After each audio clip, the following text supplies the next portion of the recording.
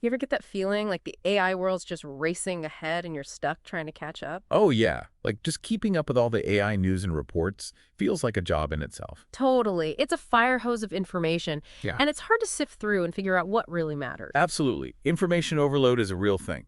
That's why today we're zeroing in on a specific report that caught our attention. Right. We want to make sense of this McKinsey report. Superagency in the workplace, empowering people to unlock AI's full potential. Quite a mouthful. It is. Came out back in January, Huh. authored by Hannah Mayer, Lorena Yee, Michael Chewy, and Roger Roberts.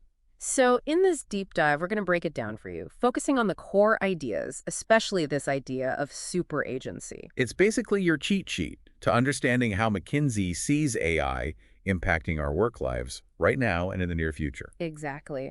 And what I found really interesting is how the report tackles this big question. You hear all about AI's long-term potential, but what about the here and now? Yeah, the short-term returns. How do companies actually see a return on all the investments they're making in AI? Right. And McKinsey doesn't shy away from that. They found this kind of crazy disconnect. A whopping 92% of companies plan to increase their AI investments. But only a tiny fraction of leaders, just 1%, feel their companies actually mature in AI deployment. 1%. That's a huge gap between what companies want to do and where they actually are. It highlights the gap between ambition and reality, for sure. So the big question the report asks, and what we're going to explore, is how can organizations actually use AI to empower their people, to make them better at what they do? Exactly. Move beyond the hype and see the actual impact. And we want to give you the key takeaways without you having to read the entire report. Consider this your too long didn't read version. Okay, so the report starts off with this pretty bold comparison. They liken AI's potential impact to the steam engine. That's a pretty big claim. It is. They draw this parallel to the Industrial Revolution in the 19th century. Think about how the steam engine transformed physical labor.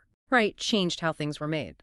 Increased production massively. Exactly. And what's really important about AI, they argue, is it goes beyond just automating those physical tasks. It's impacting how we think and make decisions. Yeah, it's starting to automate cognitive functions, things that require thinking, adapting, planning, even making decisions. So it's not just about replacing manual labor, it's changing how we approach problem solving at work.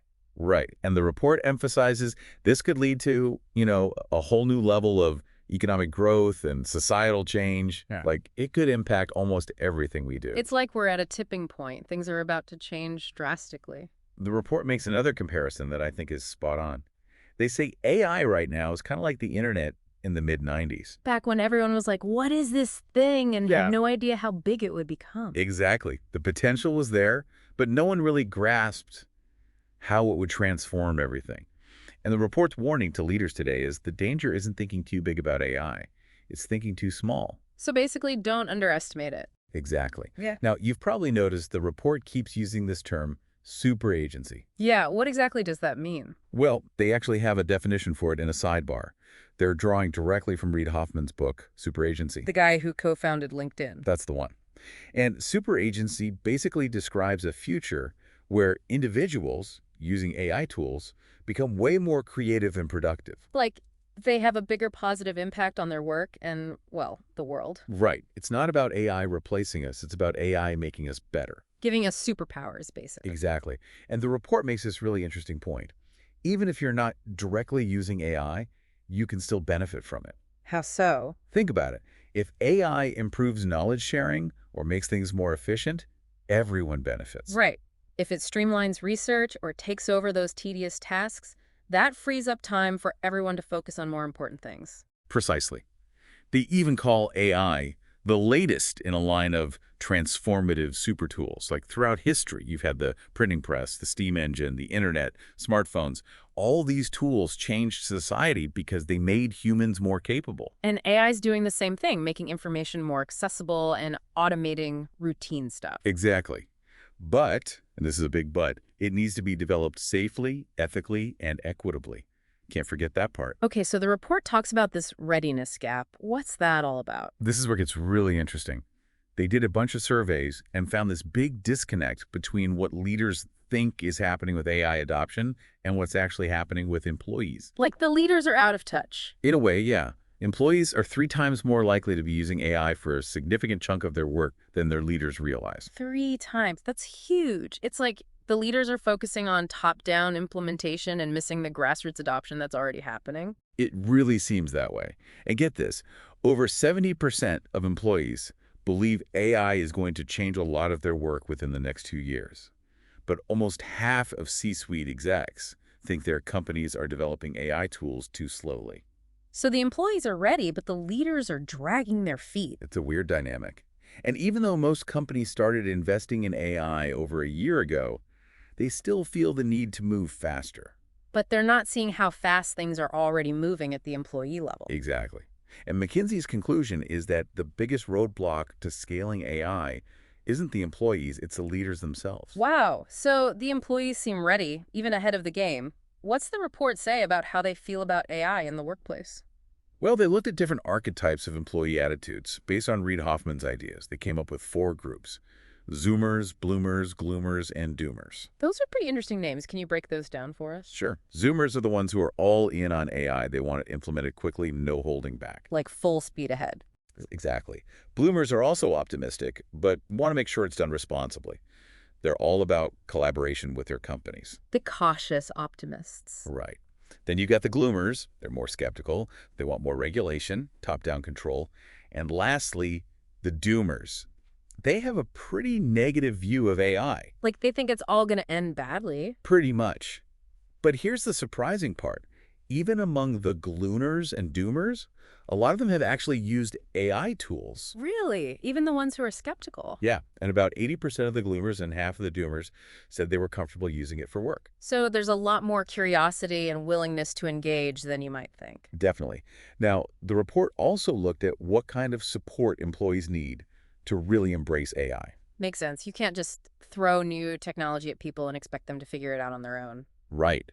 And the number one thing they want is training. Almost half of all employees across all those archetypes said training was the most important factor for adopting AI. Formal training, access to new tools, even recognition or incentives for using AI. Exactly. They want to feel equipped and like their efforts are appreciated, but according to the report, a lot of employees aren't getting the support they need. Over 20% said they had little to no support in developing AI skills. That seems like a huge missed opportunity. If employees are eager to learn, companies should be providing the resources. Absolutely. And there's one group that's really leading the charge here: millennials, specifically those between 35 and 44. Ah, the generation that grew up with the internet. Exactly. They're the most familiar and excited about AI. A whopping 62% of them said they have a high level of AI expertise. They're the champions of the AI revolution. That's a good way to put it. And because a lot of them are in management roles, they're already becoming go-to resources for their teams, answering questions and recommending AI tools. So companies should be tapping into that enthusiasm and expertise. For sure. Okay, so we've talked about how fast AI is developing and how employees are ready for it. But there's also this speed versus safety dilemma the report talks about. What's the tension there? Well, on one hand, you have the undeniable speed of AI development. They use ChatGPT as an example. It just exploded in popularity. Way faster than, say, the internet was adopted. Exactly. And almost half of C-suite leaders feel like they're falling behind. They're worried about the skill gap. So there's this urgency to move quickly. Right. But on the other hand, there are serious concerns about the risks of deploying AI too quickly without proper safeguards. Like, what if it makes mistakes? That's one concern. Employees are worried about cybersecurity, AI being hacked. They're also worried about AI generating inaccurate information, sometimes called hallucinations. Right. And of course, privacy. What happens to their data? All valid concerns, and companies need to address these head on. Absolutely. So how do we balance this need for speed with the need for safety? It's a tough question. But here's the interesting thing.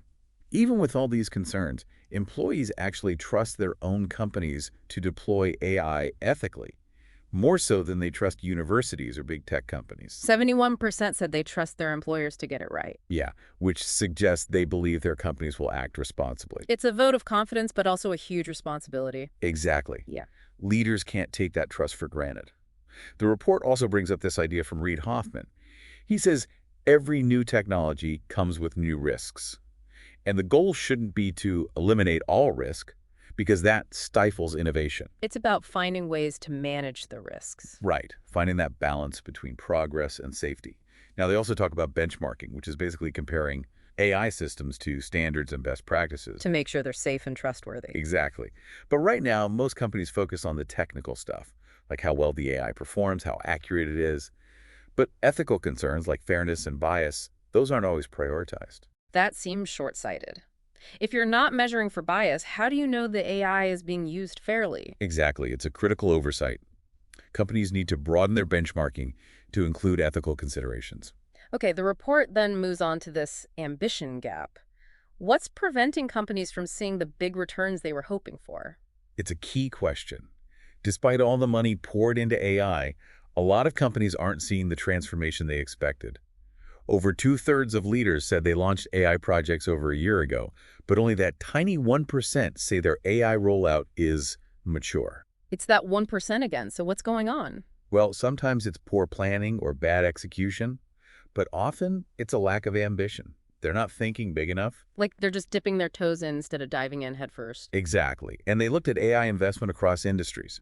Some are leading the pack, like healthcare, tech, media, and telecom. Makes sense. Those are industries that are already tech-heavy. Right. But others, like consumer goods and retail, are lagging behind. Even though they could benefit hugely from AI in things like customer experience and supply chain management. That's surprising. You'd think retailers would be all over AI. You'd think so. But the report suggests that maybe they're more cautious because their profit margins are lower. So they're hesitant to make big investments without knowing the payoff. Right. And they also found that employee optimism about AI varies by industry. Public sector, aerospace, and semiconductors, they're more cautious. Interesting. What about different roles within companies? Well, the jobs with the biggest potential for AI impact sales, marketing, engineering, customer service, R&D, those employees aren't always the most optimistic. Maybe they're more aware of the potential downsides, like job displacement. Could be. So the big picture is there's been a lot of AI investment, but the big company-wide returns haven't materialized yet for most. But leaders are still optimistic. Most expect to see revenue growth from AI within the next 3 years. They do. But the report emphasizes that to really unlock that potential, companies need to move beyond just isolated projects. Think bigger, more transformative initiatives. Exactly. Like robotics in manufacturing, predictive AI in energy, AI-powered drug discovery. Those are the game changers. So it's not just about automating tasks, it's about reimagining entire industries. That's the key takeaway. Now, the last part of the report focuses on how to overcome the barriers to scaling AI. What are the big hurdles? Well, the report makes this really important point. The main obstacle isn't the technology itself. It's organizational change and leadership. So it's not about the tools, it's about the people. Exactly. They identify 5 main challenges: aligning leadership, dealing with cost uncertainty, planning for workforce changes, managing supply chains, and meeting the demand for explainability. Okay, let's unpack those a little. Aligning leadership, that means getting everyone on board with the AI strategy. Right. Everyone from the top down needs to be on the same page. And then there's the cost issue. It's hard to predict how much AI will cost and when you'll see a return on your investment. So there's a lot of uncertainty. And what about the workforce changes? As AI takes over some tasks, jobs will change. Companies need to plan for that, provide training, help employees adapt. Makes sense. And managing supply chains, that's about ensuring you have the right technology and data. Exactly. And finally, explainability. People want to understand how AI is making decisions. They don't want it to be a black box. So transparency is key. That's a lot to tackle. It is. But McKinsey offers a framework for navigating this. They call it Rewired. Okay, what's that about? It's a roadmap for digital transformation. It covers everything from strategy to talent to operating models. So it's a holistic approach to integrating digital tech with a specific focus on AI. Right. And they highlight some key considerations for AI. Things like adaptability, governance, budget agility, benchmarking. And importantly, human-centered design, making sure AI is used to empower people, not replace them. Exactly. So it all boils down to strong leadership, clear communication, and a willingness to embrace change. Sounds like a recipe for success in the age of AI. It is. The report's overall message is optimistic. They believe AI can become a transformative force that empowers people. Like it can help us solve bigger problems and achieve more than we ever could before. Exactly. It's about pushing boundaries and unlocking new possibilities. And they end with some really thought-provoking questions. For leaders, they ask, is your vision for AI truly transformative? And how are you measuring success beyond just ROI? Right. And for employees, they ask, how are you developing your AI skills and contributing to innovation? It's a call to action for everyone to embrace AI and shape its future. Absolutely. The key is to be bold, be imaginative, and never lose sight of the human element. Well said. Thanks for taking us on this deep dive into the McKinsey report. My pleasure. And to our listeners, we hope you found this insightful. We'll be back next time with another deep dive into the world of AI. Stay tuned. See you then.